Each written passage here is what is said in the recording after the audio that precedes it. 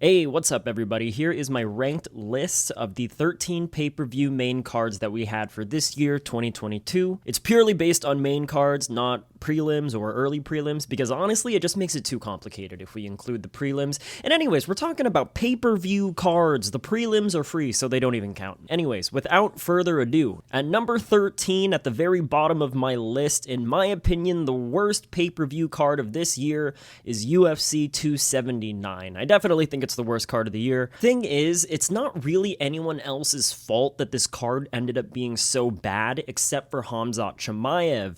And ironically, he had the most exciting moment of the night. Diaz versus Ferguson, which was the new main event.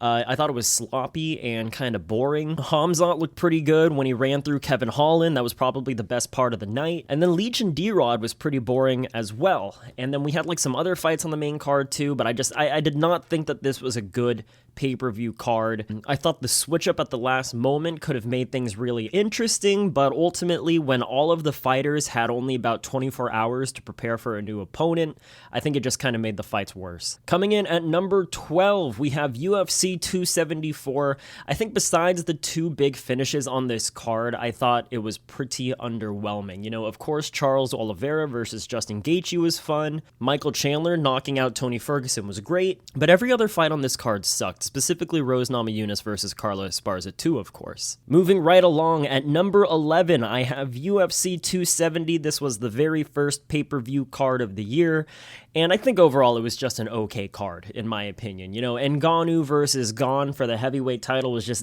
Moreno versus Figs 3 was great, but it was just not enough to raise the rest of this card up. You know, still, though, you had Michelle P versus Andre Fialho, which was solid enough, but that's not a needle mover fight. It's not a big fight. Michael Morales looked pretty good against Trevin Giles, but once again, you know, it's just like not a significant fight at all. I think this might be a little controversial putting 278 at number 10, but overall, I think this card was decent at best. Obviously, Kamaru Usman versus Leon Edwards 2 ended spectacularly, but I think the fight as a whole was kind of average, and then there were a lot of fouls being committed by Kamaru Usman that really weren't being called. Paulo Costa versus Luke Rockhold was fantastic. I don't think anyone can really complain about that. But then you had Jose Aldo versus Merab Dvalishvili, which was really boring, and it ended up retiring Jose. And Tyson Pedro versus Harry Hunsucker was on this card as well, but, you know, Harry Hunsucker is kind of a can. Tyson Pedro was destined to get the KO finish regardless when you have an opponent like Harry Hunsucker. So I thought this card was, again, decent at best. Number 9, UFC 272. This card had its moments for sure, but I think overall it was just an average pay-per-view card. Not bad, not good, just average. Colby Covington versus Jorge Masvidal was the main event of this card, and I think it played out okay. You know, Colby was, you know, extremely dominant in the fight. I don't think the fight was too interesting, but it was, of course, a legit grudge match, so, you know, it had that going for it. RDA versus Moicano was kind of fun. I feel like the fight should have been stopped in, like, the 4th round, honestly, to save Moicano some brain cells. Bryce Mitchell running through Edson Barbosa was cool to see, I guess. And then we had Kevin Holland versus Alex Oliveira. So it was a pretty decent card. I think that the supporting fights were better than the main event itself. At number 8, I have UFC 271. I think overall this card was very, very decent. Israel Adesanya versus Robert Whittaker 2 was okay at best. Derek Lewis versus Tai Tuivasa was a whole lot of fun, no doubt about that. Jared Cannonier versus Derek Brunson was also pretty great, but then the other fights were just, like, pretty okay. I thought Moicano looked pretty good against Alex Hernandez, but that was kind of a mismatch. And then Bobby Green won a unanimous decision over Nasrat Haqparast, and I also think that that was kind of a mismatch as well. So again, UFC 271 coming in at number 8, pretty decent card.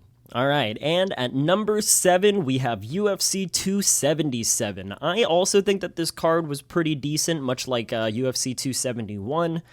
Amanda Nunes avenging her loss to Juliana Pena was pretty cool, especially with how dominant it looked compared to, you know, how everything went down the first fight.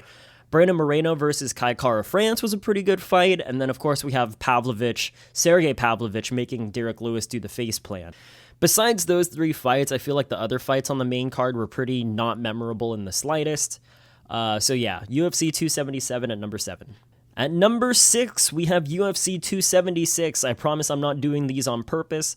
I thought that this was a really weird card, but I think overall it still ended up being pretty decent. You know, you had Israel Adesanya versus Jared Cannonier, which definitely sucked. Not a very good main event at all. But then you had Alex Volkanovski versus Max Holloway 3, which was a lot of fun. Kind of a beatdown, but it was still fun. Alex Pereira knocking out Sean Strickland. Brian Barberena versus Robbie Lawler, which was fantastic. Really, really fun. And then you had Pedro Munoz versus Sean O'Malley, who opened up the main card, and then obviously with the whole eye poke stuff, it ended up being really anticlimactic. And that's what I mean about a weird card. You know, you had Pedro versus Sean, that opened up the main card, and then that kind of sucked with the way that that played out. And then you had a couple really, really solid fights, and then you cap off the night with a really boring main event between Izzy Adesanya and Jared Cannonier. All right, we have officially entered the top 5. Number 5 is UFC 273. Overall, I thought this was a good pay-per-view card. You had Alexander Volkanovski completely running through Korean Zombie over the course of 4 rounds. Then you had Aljamain Sterling versus Petr Yan 2, which I thought was a pretty decent fight. I thought it was interesting. Some of you guys might disagree.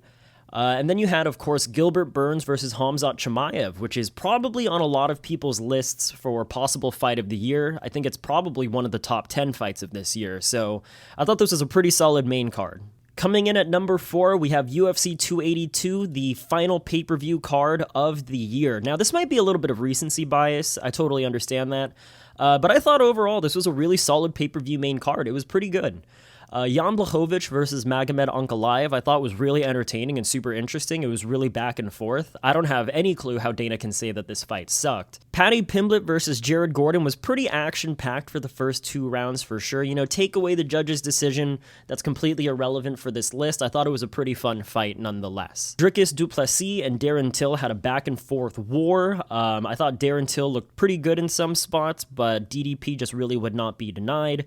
Ended up finishing Darren in the 3rd round. And we had Ilia Topuria versus Bryce Mitchell. I think that for a lot of fans, myself included, this was the fight that I was most fascinated with. It ended up just being a pretty one-sided beatdown. All right, guys, we made it to the top 3. Coming in at number 3, we have UFC 280. I thought overall this was a great card. The main event was a lot of fun. Islam Makhachev took the belt from Charles Oliveira. Pretty one-sided affair, in all honesty.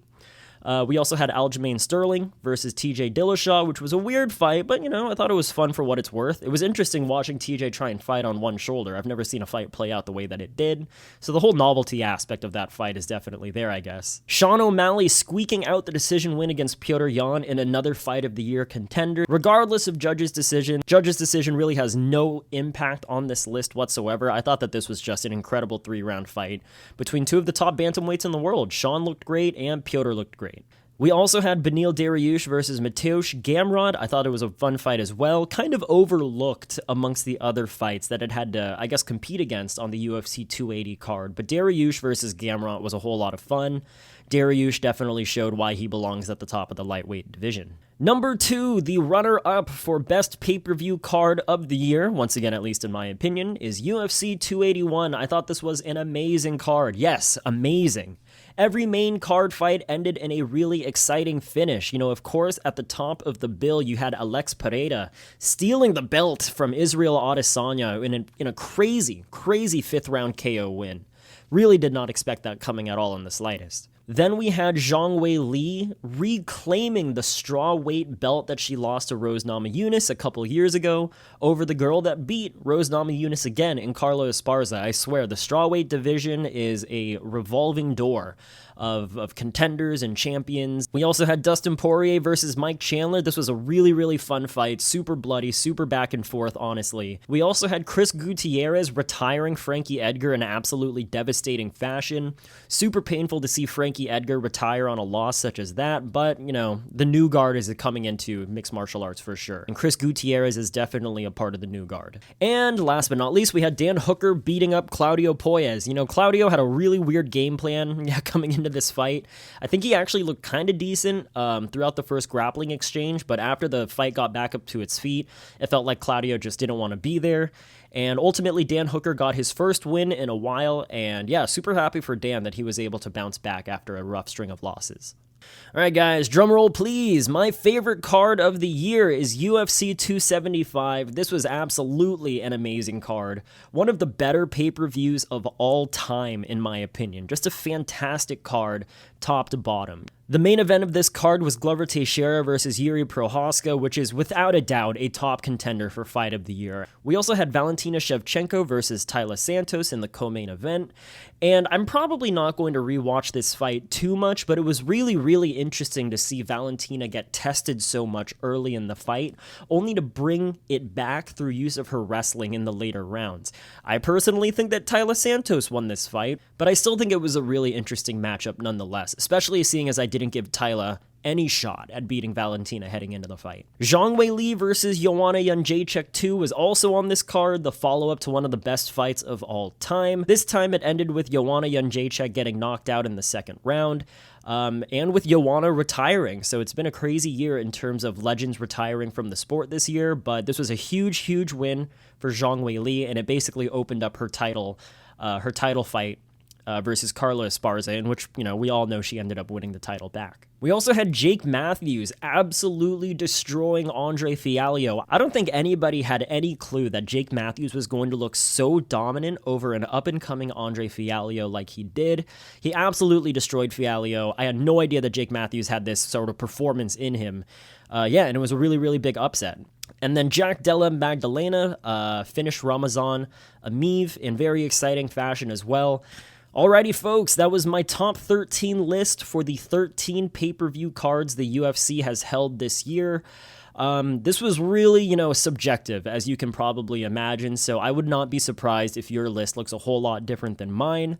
If it does, please let me know what order you would have the pay-per-views ranked in for this year. But nonetheless, I just want to thank you guys for watching this video. It was a lot of fun to make. And yeah, let me know what you guys think down in the comments section below. I will have more of these end-of-year awards sort of videos coming up very soon. So yep, take care, and thanks for watching.